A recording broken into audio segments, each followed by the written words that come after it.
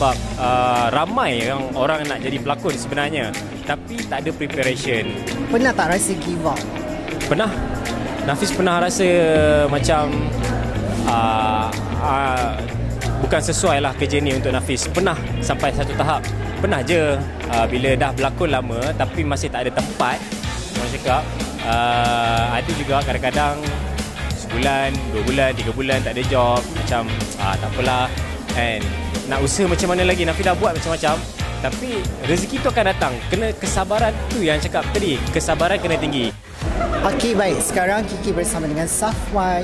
Remaja, apa khabar? Apa khabar? Khabar baik, alhamdulillah, sihat. Yeah. Safwan, hari ni kan orang kata program pencarian pelakon ekstra. Betul? Dulu-dulu awak macam mana jadi pelakon ekstra? Apa rasanya?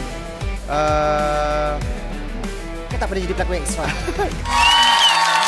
Kita jujur je lah kan.